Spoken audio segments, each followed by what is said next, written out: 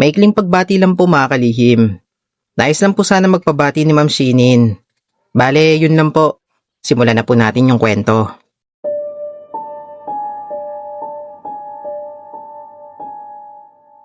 Magandang araw po sa inyo at sa lahat po ng listener ng Itim na Lihim. Tawagin niyo na lang po ako sa pangalang Desa. Hindi talaga agad ako naniniwala sa mga kwentong multo, third eye o kung ano mang nagpaparamdam. Para sa akin dati, karamihan doon gawa-gawa lang o kaya pampaexit sa usapan. Pero may naging kaklase ako noong grade 11 na medyo nagpabago ng isip ko. Tawagin na lang po natin siya sa pangalang Rika. Tahimik po siyang tao. Hindi po siya palaimik sa klase, pero mabait naman po siya, Sir Ren. Siya po yung tipong madalas na nasa likod, na nakikinig lang, at hindi sumasali sa mga biruan. Napansin ko rin na minsan, bigla po siyang natitigilan. Parang may tinitingnan po siya sa isang sulok kahit wala naman pong tao. Noong una, hindi ko po pinapansin yon. Hanggang sa isang tanghali po noon, habang lunch break po namin, napunta po yung usapan namin sa mga kababalagan sa school. May kaklase po kami nagkwento na may batang nakikita raw sa may old building. Biglang sabi po ni Rika na matagal na raw siyang nandun. Tatahimik po kami noon. Tinanong po siya ng isa naming kaklase. Sabi po ng isa naming kaklase kung paano niya nalaman. Simple lang po yung sinagot niya. Dahil daw nakikita niya.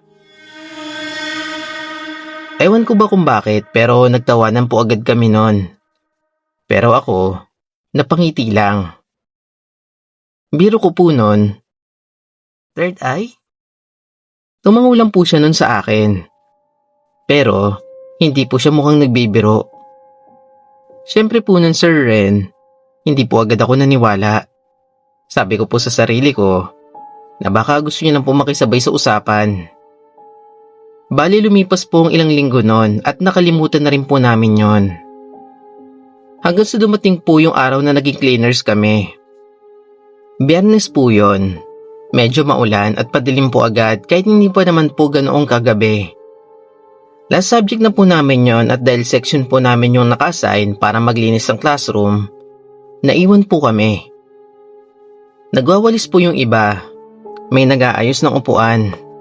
Habang ako naman, nagpupunas po ng pintana nun. Si Rika, tahimik lang po na nagliligpit ng mga basura sa likod. Halos patapos na rin kami noon nang bigla po akong maihi. Ayoko talagang mag-CR kapag gabi ng mag-isa. Lalo na sa comfort room namin sa second floor na medyo luma at tahimik po noon. Kaya nilapitan ko po si Rika. Sabi ko po sa kanya, "Samahan mo naman ako mag-CR, naiihi na talaga ako eh." Tumingin po siya sa akin tapos tumango lang po siya. Bali naglakad kami papunta sa CR noon habang naiwan ang iba sa classroom. Tahimik po ang hallway noon. Rinig lang po namin yung tunog ng ulan sa labas at yung mga yabag namin. Pagdating po namin sa CR, medyo malamig po agad yung pakiramdam. Yung ilaw kasi sa loob nun, medyo nanginginig pa. Parang malapit na pong mapundi. Pumasok po ako noon habang si Rika nasa may lababo lang na naghihintay. Habang nasa loob ako ng cubicle, may narinig po ako noon. Mahina lang yun, Sir Ren. Parang may umiiyak. Akala ko noon, may ibang estudyante. Pero nang tumahimik po ako noon at nakinig, narinig ko po ng malinaw yon. Parang babae po yon na humihigbig sa kabilang cubicle. Kinabahan po ako noon, Sir Ren. Lumabas po agad ako at tinanong ko si Rika. Sabi ko po noon, "May tao ba dito, be?" Hindi po siya agad sumagot. Nakatingin lang po siya sa pinakadulong cubicle. Sabi niya po noon, na doon daw galing yung iyak. Tinawag ko po si Rika noon. Sabi niya po noon na meron daw. Naisip ko na tanungin namin na baka may problema yon. Pero bigla niya pong hinawakan yung braso ko ng mahigpit. Sabi niya na huwag raw. Doon ako nakaramdam ng hilakbot. Sabi niya, hindi raw yung tao. Parang nanlamig yung buong katawan ko noon. Napatingin ako sa cubicle. Sarado pa po yung pinto pero walang anino sa ilalim. Wala pong paa. Wala ring tsinelas. As in, wala. Pero tuloy pa rin po ang pag-iyak noon na mas malinaw at mas malapit. Parang nasa mismong tabi lang namin. Hindi na ako nakagalaw noon. Pero si Rika, seryoso lang po yung mukha niya. Sabi niya po noon, kanina pa raw kami tinitingnan simula pa daw pagpasok. Hindi ko alam kung iiyak ba ako o tatakbo noon. Biglang, bumukas po mag-isa yung pinto sa dulong cubicle. Bigla pong tumigil yung pag-iyak noon. Pagtingin namin, wala namang tao. At wala ring laman. Pero basang-basa po yung sahig sa loob kahit wala namang pong tumutulong tubig.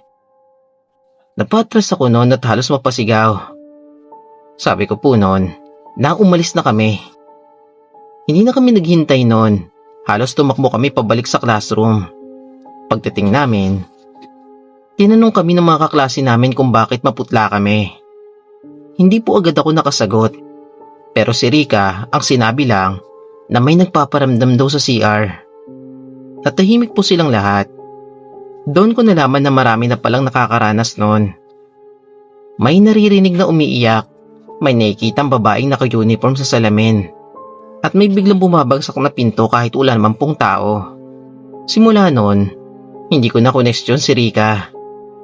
Hindi ko naman nakita mismo, narinig ko naman. At sapat na po yun para matakot ako. Pagkalipas po ng ilang buwan, lumipat na po si Rika ng school. Hindi ko po alam kung bakit. Pero bago siya umalis, sinabi niya po sa akin na mas mabuti raw na hindi ko na sila nakikita, na maniwala na lang daw ako. Dahil hindi ko daw gugustuhin kung makikita ko daw yun. Bale hanggang dito na lang po. Salamat.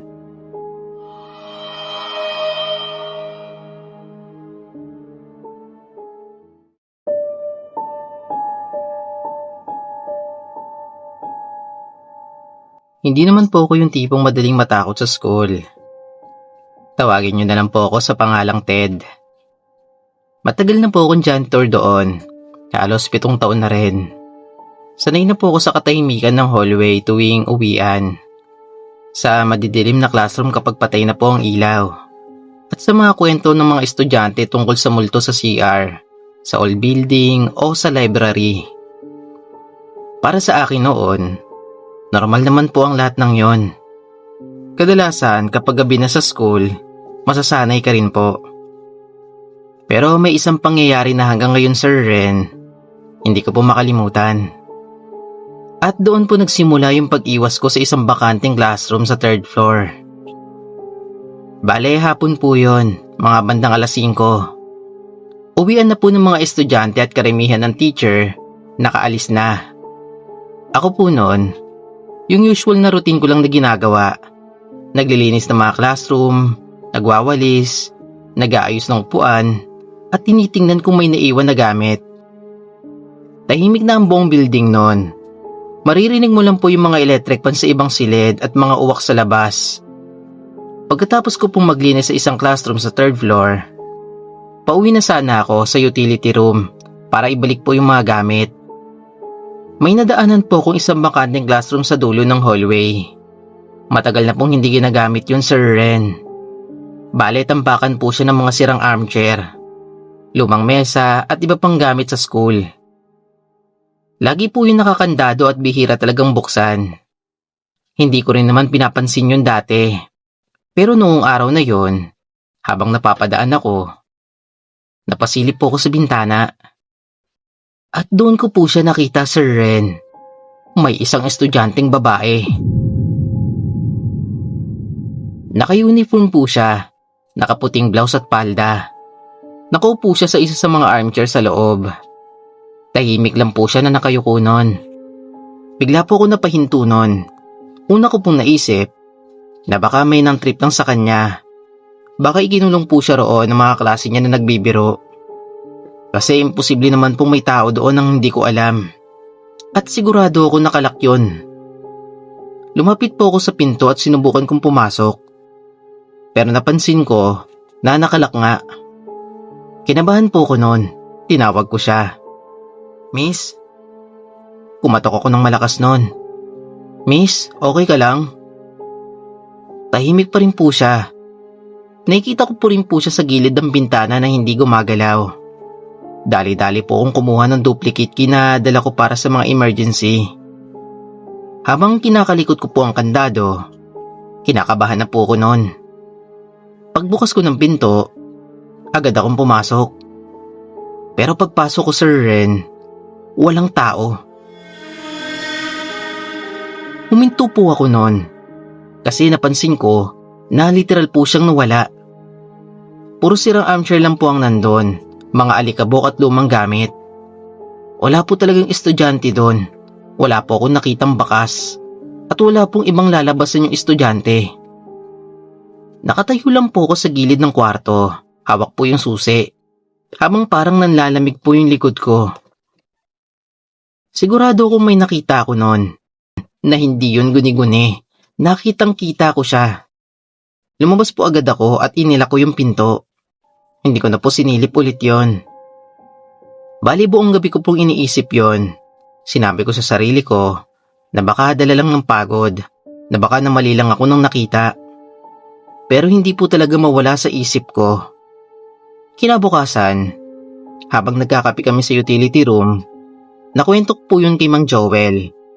Isa ring janitor na mas patagal na sa school kaysa sa akin. Bale, mahigit 10 taon na po siya roon. Noong marinig niya po yung kwento ko, bigla po siyang natahimik. Hindi naman po siya natawa at hindi rin po siya nagulat. Sabi niya lang po noon, "Sa 3rd floor ba? Yung dulong classroom?" Tumango po ako noon, tapos napabuntong hininga po siya. "Matagal nang may kwento ron eh." Doon niya po sinabi sa akin yung hindi ko nalalaman, na may dating estudyante raw doon. Babae raw yun, bale taon na rin daw. Tahimik doon na estudyante yon at madalas daw mapagtripan ng ilang kaklase.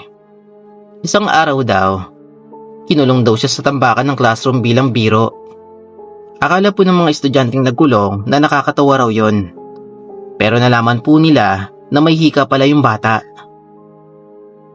Bigla raw siyang inatake sa loob.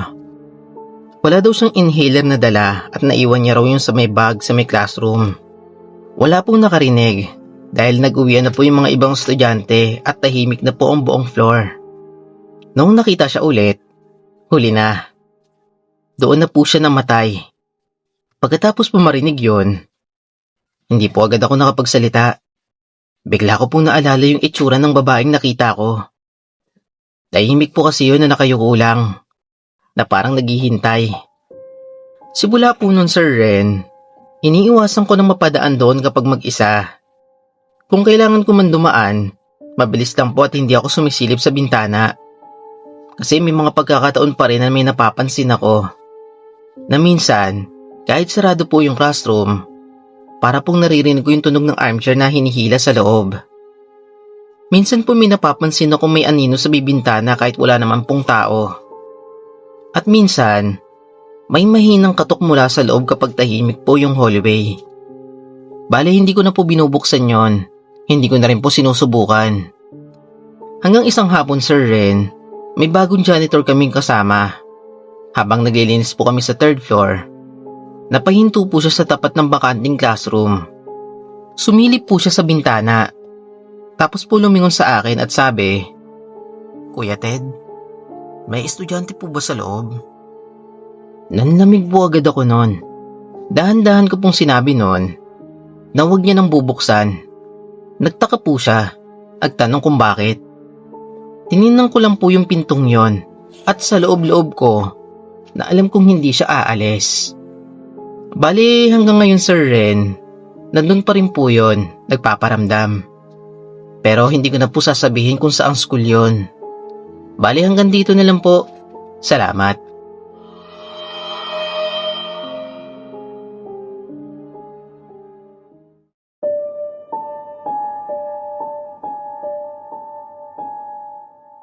Tawagin niyo na lang po ako sa pangalang Sir Castro. Bilang teacher, marami na akong naging estudyante na pasaway. May mga pala absent, may palaging late, may mahilig sumagot sa teacher, at meron ding mahilig mang-api ng kapwa estudyante. Sa totoo lang po nun, mas mahirap disiplinahin yung bully kaysa sa simpleng pasaway lang. Sa dati kong pinagtuturuan, may isang estudyante akong hindi ko talaga makalimutan. Tawagin na lang po natin siya sa pangalang Marvin. Bali, grade 10 na po siya noon. Matangkad. At kilala sa school dahil lagi siyang may kaaway. Hindi po siya takot sa teacher. At lalong hindi po siya takot na mag-guidance.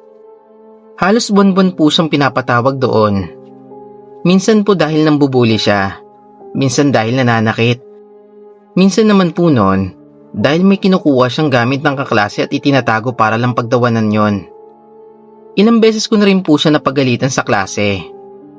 Matalino naman po siya, pero mas ginagamit niya po yung tapang niya sa maling paraan.